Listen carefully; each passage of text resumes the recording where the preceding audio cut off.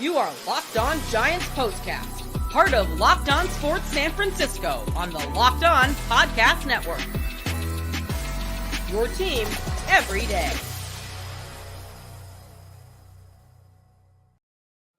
Yo, what's up, everyone? Welcome back to the Locked On Giants Postcast. I'm your host, Eric Triple E Engel. You may know me as the former producer for the Murph and Mac Morning Show on KMBR. And today, the Giants battled big time, but couldn't overcome the best home team in baseball as they fall 5-4 in the series finale against the Cleveland Guardians. Giants lose this series 2-1 and finish the road trip at 500 with the loss. But a ton of good signs from this team right now. Birdsong looks every bit as good as advertised so far. The offense is showing more and more consistency. We got more reinforcements coming back for that starting pitching staff. And the Giants return home now for a 6-game homestand leading to the All-Star break, which leads us to the age-old question. Can they get back to 500 before the break? We'll break it all down, but first, I want to thank all of you for watching us on the Locked On Sports San Francisco YouTube channel. Please, if you haven't subscribed already, hit that subscribe button right now. Thanks also for listening on the Locked On Giants podcast feed. Make sure to check out the Locked On Giants Daily Show for more in-depth coverage. Ben Kaspick does a great job. Today's episode of the Locked On Giants Postcast is brought to you by Tax Network USA. Did you know that it's never too late to resolve your tax issues with the IRS? Don't wait. Reduce your tax debt and get help from a team of licensed tax professionals. Call 1-800-549-1000 or visit tnusa.com. Giants, man, this one was a back and forth affair. Giants jumped out to an early lead. Pat Bailey leadoff single. Conforto then hits a 2-run bomb in the top of the second, his 10th of the season. He has really been heating up. We talked about him a lot on our last show. And this Giants team looks a lot different when Conforto is hitting how he's hitting. He also picked up another RBI way late in this one, scored Chapman in the 9th inning. Conforto's batting average is at 240 now, OPS at 756. He and Chapman their numbers look very identical. They're having pretty similar seasons too, in the sense of streakiness. They get hot, they cool down, they get hot, they cool down. But right now, they both seem to be rolling pretty solidly. Same with a lot of the rest of this lineup. The top of the order did not do super well today. Jorge Soler, he drew a walk, but 0 for 3, not his best outing lately. Lamont Wade Jr. 0 for 4 with a strikeout. You don't see that from him very much. Didn't get on base in his 4 at-bats. That's rare for Lamont Wade Jr. But the rest of this Giants lineup is really starting to play more consistently. Wisely, a couple hits today. Ahmed, a big key double today. All up and down this lineup, the Giants are hitting, but Conforto is right in the middle of it. And this guy has been just raking for the last, couple weeks now, to maybe 12, 13 games during this not win streak, but the Giants are 8-5 since the Cubs series started, which isn't amazing, but when you consider their competition, the Dodgers, the Braves, the Guardians, and 2 of those series on the road, that's a tough slate. And for a team that's still sitting below 500, 3 games below 500 for the Giants right now with the loss, that's a pretty solid resume for the last couple weeks. It's something you can build on, momentum going forward. Obviously, you want to win as many series as you can. It's never good to drop a series, but if you're going to lose a series, this is kind of the one to lose. You know what I mean? The Guardians are the best home team in baseball. They haven't lost a home series since I believe they've only lost 1 all season. Yeah, 1 all season. It was back in April, April 13th, 14th. It was their second home series of the year, and they lost to the Yankees. So if the Yankees, who are one of the best teams in baseball right now, are the only team that this Cleveland Guardians team has lost a series to at home, I'm not gonna rip the Giants for not being able to do it either. There's a lot of other teams in baseball that have gone into Cleveland and failed to win a series there as well. And the Giants, they were right in this one. They had a 2-0 lead after that Conforto bomb, but then in the top of the third, they expanded it to 3-0. Nick Ahmed, a leadoff double. Lamont Wade Jr., a productive out, moved him over to third. And then Elliot Ramos single scores Nick Ahmed, gives the Giants a 3-0 lead.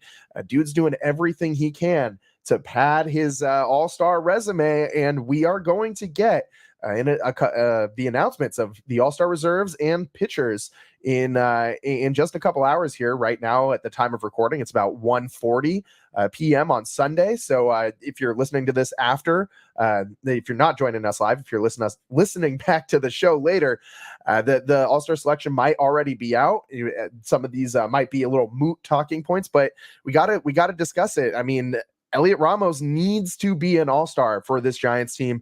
I think they got a couple other pitchers who can make it too. Ryan Walker, Tyler Rogers, and Logan Webb, I think, are all decent candidates. We'll see who from this Giant squad makes the team. I don't know.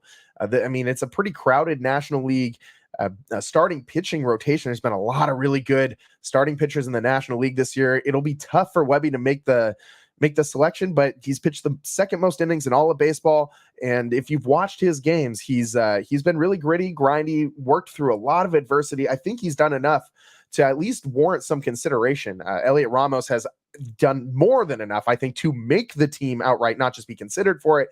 Ryan Walker and Rogers as well. I also think both of those guys deserve very strong consideration. I think one of the two should make it. I think the Giants end up with two All-Stars. I think it's Ramos and one of their pitchers, and I hope that's what goes down. We'll see in a couple hours what happens. I make sure to check out the Locked On Giants Daily Show. Ben Kaspick will definitely be doing a deeper dive on this than I'll have time to do today. But back to this game, man. As I said, Elliot Ramos single in the top of the third, scored Nick Ahmed. And then in the bottom of the fourth, things got a little hairy. That's when Hayden was tested. Hayden Birdsong, man, the first 3 innings of this game, he was cruising. I mean, he looked so good in that third inning, especially a 9-pitch inning. He's mixing and matching all over the place. 14 pitches in the first inning, 14 pitches in the second inning, 9 pitches in the third inning. And then he hits the speed bump of the fourth inning. 23 pitches in that inning, 25 pitches in the fifth inning, and he didn't finish the fifth. Let's go through the fourth, though. He did grind out of a really tough situation. He gave up a single to Martinez, and then a double to Ramirez, and then another single scores Martinez from Josh Naylor, and then another double from the Guardians scores Ramirez. So that was 4 hits, single, double given up in a row. Giants defense did a good job holding runners and not letting them take extra bases, hitting cutoff men, not making dumb throws, things like that. So they were able to limit damage somewhat on this, and the Guardians only got 2 runs out of those 4 hits. So after that, though, it looked to be tough. I didn't know if Birdsong was going to get out of that inning. It looked like this could go either way. Maybe a blow-up start for him. It would have been the first one of his career, but instead, Hayden locks in and strikes out Jimenez. And by the way, that dude has been one of the toughest outs. We haven't talked about him much, but if you've been watching the broadcast on NBC Sports Bay Area, Dave Fleming keeps talking about how the talk of the Giants locker room is Jimenez, because this guy's not a household name by any means in Major League Baseball, but he has just been on base, pestering the Giants. Even his outs have been really tough. When the Giants have got him out, he's faced a ton of pitches. I mean, I feel like this guy has been the hardest out of this Guardians lineup for this entire series, regardless of who was on the mound for the Giants. His numbers aren't, super gaudy, but he was just a really tough at bat. Fought off a lot of tough pitches and made sure to get his hacks in there. Drew some walks, got some hits. Productive outs. You saw it all from Jimenez in this series. It's a winning baseball player right there. But Birdsong did a great job, locked in and struck him out. Again, been one of the hardest outs of this whole series. And then a grounder. This was a huge play. Ground ball to Chapman, very slow roller. Makes a good play to get the runner at home. Naylor broke on the hit and tried to score on the ground ball. Chapman throws home. Good play by Chapman, but a great play by Patrick Bailey, who snared that throw, which wasn't perfect. It wasn't a bad throw, but it could have been placed a little better. Chapman, though, was just trying to make the play as quick as he could. Did a great job getting the ball in quickly, but Pat Bailey did a better job of making that catch, not getting in the way of the base path and getting called for catcher's interference, or not catcher's interference, but getting called for interference and blocking the plate, which catchers can't do now. Shout out Buster Posey in his the 2011 season. We all remember that. But Bailey does a great job catching that ball, sliding over, making the tag on Naylor before he can get that hand down on the base and the head first slide to the outside of the bag. So great job by this Giants defense. They've been playing a lot better defense lately. That held the Guardians, kept a run off the board, kept the Giants ahead in this one 3-2. And then Birdsong picks off Freeman to end the inning, and that's how he got out of the jam. Huge, so much confidence from Hayden Birdsong. You see him up there on the mound talking to himself a lot. This guy runs hot. Like you can see the emotion. He does not try to hide it. Kind of reminds me of Logan Webb in that sense, which, I mean, if you're going to remind me of Logan Webb, that's fine with me as far as Giants pitchers go. I mean, but dude just had no moment seems too big for this rookie. It's his third start, and he stared down one of the best lineups in all of baseball with damage occurring, with, he needs to stop the bleeding. He's got the merry-go-round going, and he just needs to stop Guardians from just continuously keeping the line going. I mean, hit after hit after hit, and he comes in, pulls the e-brake, gets out of the inning, maintains the lead.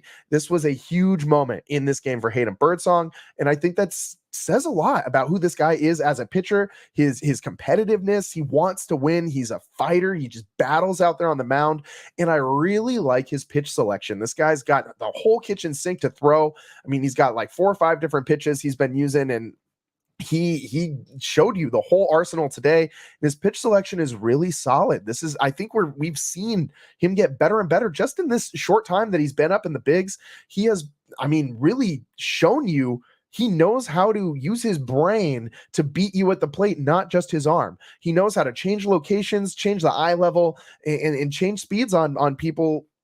I mean, like a veteran. I mean, not quite like a Logan Webb type veteran, but definitely doesn't look like a 22-year-old kid who has had the fewest innings pitched in the minors before his first start in the bigs since Tim Lincecum. And that's crazy. I mean, this guy has had such little experience in the minor leagues. To come in and make the strides that he's making already is such a good sign. I think he's here to stay. I really do. I mean, we saw a couple, mixed bag outings from other Giants prospects this year. The Mason Black outings went some better than others, but Hayden Birdsong, I think, has shown you everything that has been advertised. This kid, I expect him to stay with the big league club. I really do. Maybe he goes back down at a certain point due to trying to keep his arm fresh. Don't want to put too many innings on the kid in his first year in the bigs. But with the Giants having all these pitching reinforcements coming back, which we need to talk about a little bit later in the show, they're going to have opportunities to kind of mix and match what they do with the starting pitching staff. And Birdsong is an interesting piece. You also got a bunch of other rookies down in AAA that are ready to come up and make their debuts, presumably in the second half of this season. Carson Wisenhunt's down there too. I mean, Reggie Crawford, not a starter, but he definitely could add to the bullpen depth in the second half. And they just have a lot of different options down there. Mason Black's still there. Landon Roop projects probably to turn into a starter later on. I mean, we might see him in a couple spot starts in the second half of the season. So there's just so many options the Giants have, plus all the different guys coming back from injury. I'm curious to see what they do with Birdsong going forward. In the 5th inning, he did run into more trouble after a 2-out walk that put Ramirez up with the tying run in scoring position. Birdsong got yanked. He started to lose his control a little bit there, got up to 85 pitches, and that was kind of all she wrote for Hayden. But you saw when Bob Melvin came out, he did not want to come out of the game. Hayden Birdsong sat there and you could read the body language, you could read the lips. He did not want to come out of that game. I do want to kind of get into that body language stuff a little bit more. Let's take a quick break here. We'll get into Hayden Birdsong's body language on the other side, and we'll finish going through the rest of this game. The Giants did get through that 5th inning, and then the Guardians started to come back. We'll get into all this and more on the other side of the Locked On Giants postcast. I'm your host, Eric Triple E Engel. We'll be right back.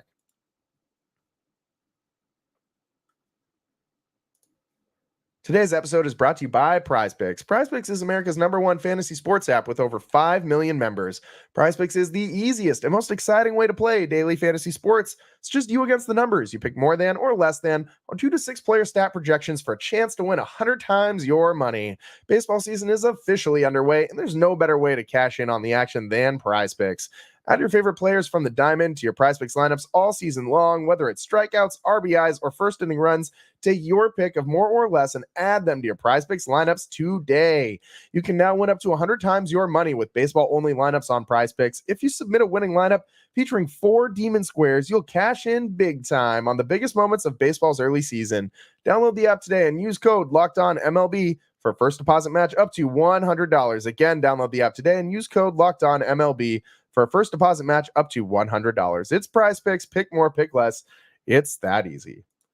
Today's show is also sponsored by Tax Network USA. Here on the Locked On Giants podcast, we pride ourselves on getting you the latest news for your team, whether it's the offseason, draft, spring training, playoffs, pregame, postgame. It's year-round.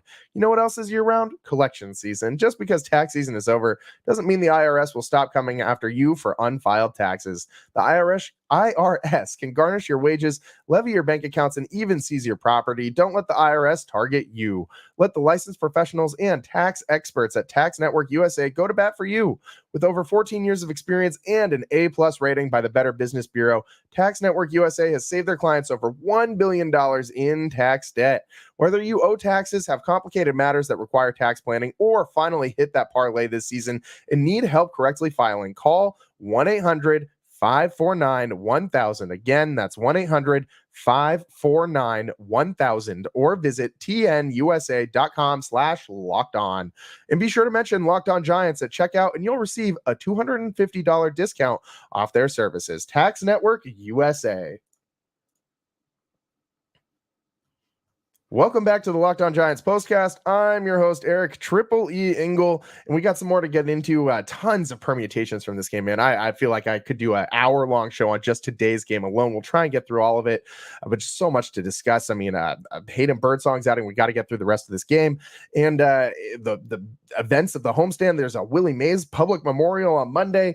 Can the Giants get back to 500 before the All-Star break? There's just so many things to break down, but we got to get through the rest of this game. And Hayden Birdsong, he is the big takeaway from today's game. For me, definitely the biggest takeaway from today's game was his grittiness on the mound, how he grinded out of that 4th inning, and how he didn't want to leave in the 5th inning. Again, he got pulled after a 2-out walk that put Jose Ramirez up with tying runs in scoring position. By the way, Jose Ramirez, I know we don't see a lot of Cleveland Guardians games on national TV, but this dude, he doesn't get mentioned in the conversation for best player in baseball, and I entirely mean best player in all of baseball nearly enough. This guy, I'm not going to declare he is the best, but he's got to be in the conversation. This guy's so damn good. And but credit Sean Hjelle for striking him out after he came in to relieve Birdsong with runners in scoring position. Hjelle got the strikeout to get out of the inning. Hjelle ran into some issues a little later on, but we'll get to that. But Birdsong, man, in that 5th inning when he got yanked by Bob Melvin, he clearly didn't want to come out of the game. He looked disgruntled. Saw him talking to himself as he exits. He talks to himself a lot on the mound out there. He shows a lot of body language, and it was not great as he was walking off the field. Clearly, had his head hanging low, was frustrated, and but I don't hate that. He did leave with a lead, a 3-2 lead. But I kind of like the fieriness, man. I like the competitive. Kid clearly wants to win and keep battling. He wants to keep pitching. Obviously, he has high expectations of himself. He knows he only needed one more out to be in line for the win if the Giants had pulled this one off. But still exits with the 3-2 lead in his 3rd big league appearance. I think most guys would be pretty okay with that in their outing. But Hayden Birdsong showing you how competitive he is, and he's okay with that. He's okay with showing his emotions on his sleeve. I mean, I don't need this 22-year-old kid to like show leadership and pick other guys up with his body language and like be that like steady emotional guy in the room. He's 22 years old. That's what the veterans on the team are for, and I'm sure he will learn that as his career develops. But right now, all I need from this kid is a fiery competitor and a guy who wants to go out there and win with every fiber of his being every time he's on the mound. That's what we've seen from him so far. We've seen a ton of growth from him with his pitch usage, and everything just plays. All of his pitches work at the big league level. I'm really impressed with the changeup, man. He's really used that pitch a lot more than I thought he would compared to what he did in the minors. Again, Hayden Birdsong really, really, really really impressive today. I think that this guy's got to stay with the team going forward. But after he was pulled, Hjelle comes in and with 2 outs in the sixth inning, he gives up a 2-out single, a line drive that Ahmed got a piece of but couldn't snare. It goes into left field. Another single on a slow roller infield hit to Matt Chapman. He almost made a crazy play to get that out, charged that ball super hard, made like a Superman dive as he threw it over to first base. I mean, it was the only way he could try to make that play. There's nothing he could have done differently to get that out. Just a slow roller situationally. It worked out for the Guardians. Another 2-out hit. This one's an infield hit. And then, man, that's just how baseball goes. Bo Naylor comes up with in a pinch hit situation with 2 outs and with 2 strikes, just puts a 3-run bomb into the seats, gives the Guardians a 5-3 lead. Hjelle, man, he's been really solid this year, but when he gives up hits, he does have a tendency to give up some home runs. So it bites him here. I mean, he's been pretty solid since that Dodgers game where the Giants just left him out there to be a sacrificial lamb and gave up a career high in earned runs about a week ago. But Hjelle today, after that 3-run bomb, he didn't really find his rhythm back again. Next batter, singles, and Hjelle is pulled for Ryan Walker. He had worked 3 scoreless innings over his prior 2 appearances since he gave up those 8 runs to the Dodgers. He's given up multiple runs only 3 times in his 29 outings coming into this one, now 4 times in his 30 outings. It's not a big number. That's 4 out of 30 isn't a lot, but that I think that shows you when Hjelle does give up some runs, a lot of it comes by the way of the long ball. And that's where those multiple runs come from, is if he gets runners on base in front of these guys that run into one, it's kind of how it goes. But we're not going to dump on Sean. He's been really solid all year long. Again, he's only given up multiple runs 4 times in 30 outings. I mean, I think you'll take that from a guy that we thought might not even stick with the team past this season before the year started. Now he's got a clear defined role in the bullpen. The dude's been pretty good all season long. And it's the Cleveland Guardians, man. This team is really, really, really good. Everybody on this team hits with power, and it's tough. It's tough to beat this team. They can beat you in a lot of ways.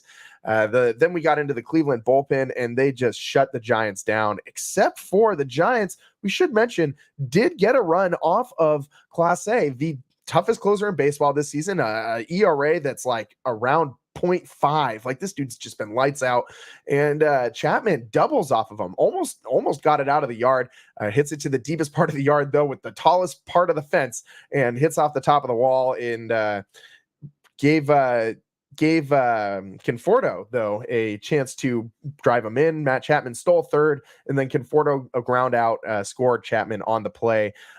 Giants then Matos got on after an error, but then with Wisely at bat and Fitzgerald pinch running, Wisely ends the game with the out, and that's all she wrote for the Giants today. It was a back and forth battle, man. I feel like this showed the grittiness of the team. The offense never died. It kept going, even in the 9th inning against Class A. To be able to score a run in that inning shows you, against that guy, shows you how this team thinks of themselves. They aren't out. They aren't down and out when they're even when they're down 2 against the toughest closer in baseball this season. They're still ready to go, ready to rock, scored a run.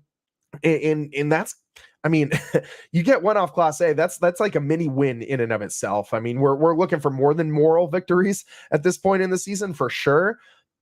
But you gotta, you can't live and die by a single game every day. And it's a 162 game season. You're not going to win a bunch of series in Cleveland. So we'll take the competitive 2-1 series loss. I mean, Giants lost both the games that they lost only by 1 run. So a lot of good fight from the Giants in this series, and they can build on this. This is something that you can carry into the series against the Blue Jays, who are sub 500, and the Giants could definitely beat up on them a little bit. And then you play the Twins, who are a playoff team at this point in the season, if the playoffs were to start today, which they obviously don't. But the Twins, pretty good team, and with the Twins coming to town, I'm going to have a hard time, man, because I love Brooks Lee, Cal Poly kid, who's made his debut for the Twins a couple days ago earlier this week, and has just been on fire since he did. So I'm looking forward to seeing Brooks when the Twins come to town. But before then, we got to get through the Blue Jays, Vlad Guerrero Jr. and company. Always fun to watch that guy play in person. So if you can get out to the yard, do so. We should also mention Monday, tomorrow on the Giants off day, there will be a public memorial service at Oracle Park for Willie Howard Mays Jr. So if you didn't get out to the park last time that they opened it up for, it wasn't a memorial service, but just kind of like a remembrance of Willie Mays to watch the Rickwood Field game at the park. If you weren't out there for that event, I highly recommend you go out on Monday. It is free. You have to enter through the 3rd and King gates at Willie Mays Plaza, right by the Willie Mays statue. Get out there. It'll be a very emotional day. You'll have tributes from past players, current players. It'll be worth a trip out to the yard. So if you feel a connection with Willie Mays or this Giants team, definitely think you should do what you can to get out to the yard tomorrow. Tons more to get into from today, man. I do not want to stop the show. I just want to go for an hour today, but I don't know if my boss would be okay with that. So we're gonna try and fit as much as we can that I wanted to talk about into these next few minutes. So much to get into. All-star selections, returning Giants. I mean, so much to get into. All-star pitchers and reserves announced later today. We're recording the show at right now. It's 2:00 on Sunday. So a couple hours they'll announce the reserves and pitchers. We'll see how it goes for the Giants. We'll see how it breaks. Stick with us on the Locked On Giants postcast. We've got more to break down on the other side. I'm your host, Eric Triple E Engel. We'll be right back. I love sports. I love them so much. I never want them to stop. But as the NBA playoffs are now finished, the NHL playoffs also now finished, we have fewer and fewer games. And that means sports aren't sportsing like I want them to.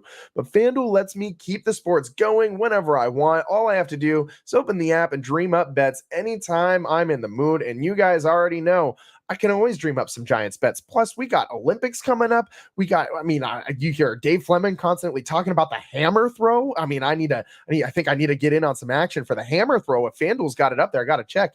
And it's tons and tons and tons of stuff all over right now that you can get in on some action with. If you maybe put in some, I told you guys before, I like those home run player props. You've got a Michael Conforto home run player prop today. You're probably a pretty happy customer. And I don't think that's a bad bet going forward. I mean, all the Giants who are super hot right now, they've hit a ton of home runs. I mean, maybe sprinkle a couple shekels in on a Conforto home run prop sometime during this next homestand, or a Elliot Ramos home run prop during this homestand. He's kind of due for one. I think that would be my next move. I think is Elliot Ramos home run prop. I think he hits one during this homestand. So maybe sprinkle a couple shekels on him when he's got some favorable pitching matchups coming up.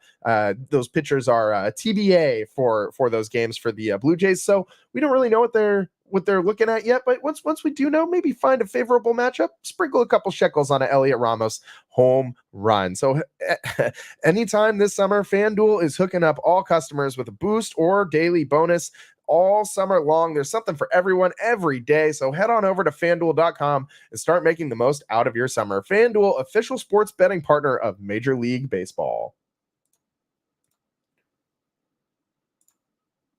Welcome back to the Locked On Giants postcast. I'm your host, Eric Triple E Engel. And today, man, Giants can't pull it off against the Guardians. They fall 5-4. In a back-and-forth battle that the Giants never gave up in, even scored a run against Emmanuel Clase, who is the most dominant closer in all of baseball this season. He's been so good for the Guardians, even with that weird hair, man. He got like weird purple hair. He's got dreads, but like they're cornrows, but they're purple, pink. I'm not sure what color that is. It was weird. Anyways, dude's just, it doesn't matter what color hair he's got. He's got a nasty cutter. He just throws gas up there on the mound. Giants did a good job getting that run in the ninth, but wasn't enough. But battled till the end. One thing that we can look forward to.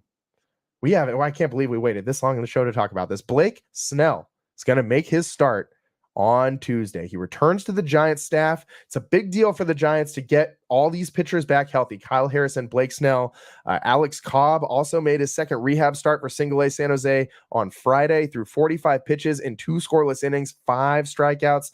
And then we got some hitters like working their way back too. We got Tyro Estrada starting a hitting progression on Friday, continuing over the weekend. Wilmer Flores started baseball activity Friday, continues doing it over the weekend. Robbie Ray is getting some rehab starts on a normal 5-day routine with the AAA club. Keaton Wynn threw a bullpen yesterday at Oracle Park. So a lot of Giants trending back in the direction of returning and making a contribution to this team, hopefully. Blake Snell coming off a really, really solid rehab start where he struck out 9, didn't give up any runs in 5 innings of work. Hopefully this guy is healthy, because I really don't think his body, his arm has been ready at any point in time in 2024 to play professional Major League Baseball. Like, this guy didn't have a spring.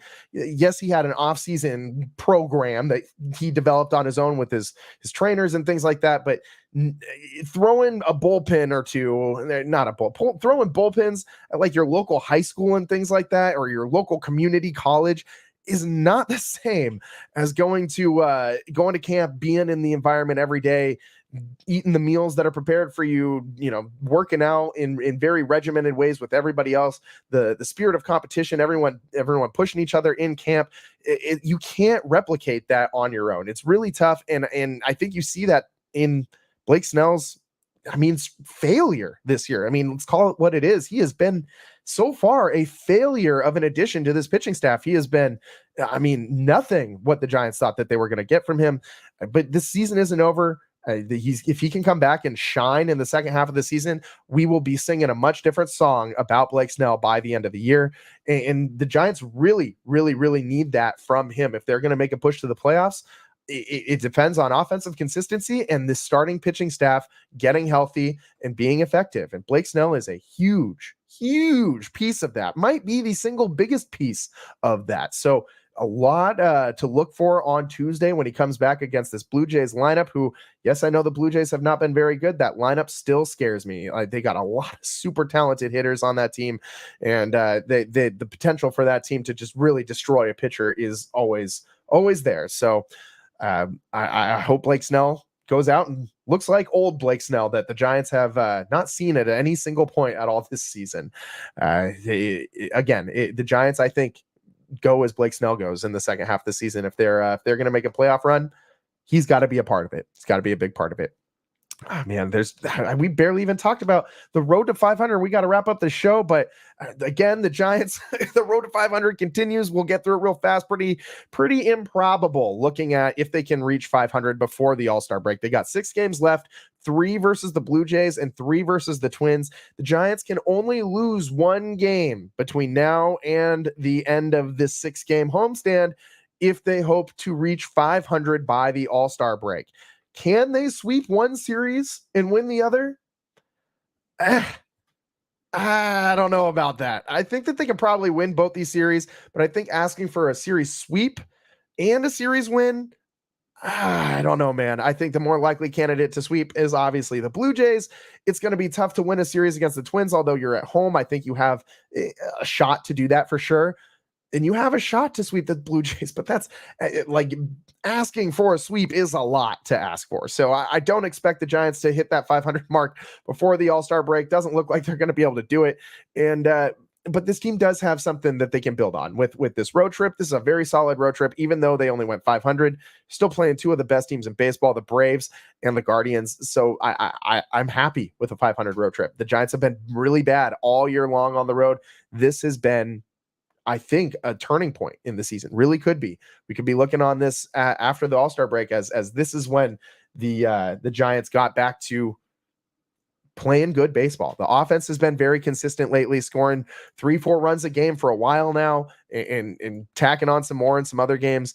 We just need the pitching, the starting pitching to come around. Stop wearing out this bullpen, get some innings, eating and get some guys who can eat some innings in the beginning of games, and then we don't have to worry about throwing like 5 different bullpen guys a day and eventually giving up a home run. So and which Sean Hjelle did today, that 3-run Bo Naylor 2-out 2-strike pinch hit home run is the difference today. And so the Giants fall 5-4 to the Guardians. They're now 44-47 on the season.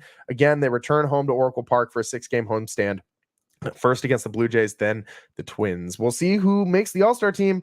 My bet, if I'm betting right now, it's probably, I think, Ryan Walker and Elliot Ramos. I think those are the two guys who are gonna get the nods. Ryan Walker has just been so good this year, man, and so is Rogers. But Walker, I think, has just been in a little bit more high leverage situations. He's his stuff is just, that sweeper is just unhittable. His numbers look really good.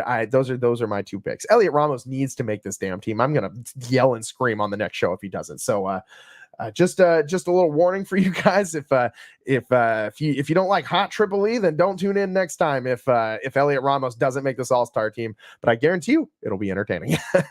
Thanks for tuning in today. We got to wrap up this show. Again, we're over time. Shocker every day.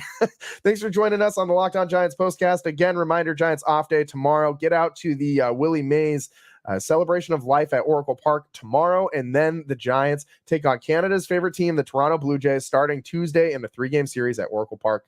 Thanks for joining us. We'll see you next time. Peace.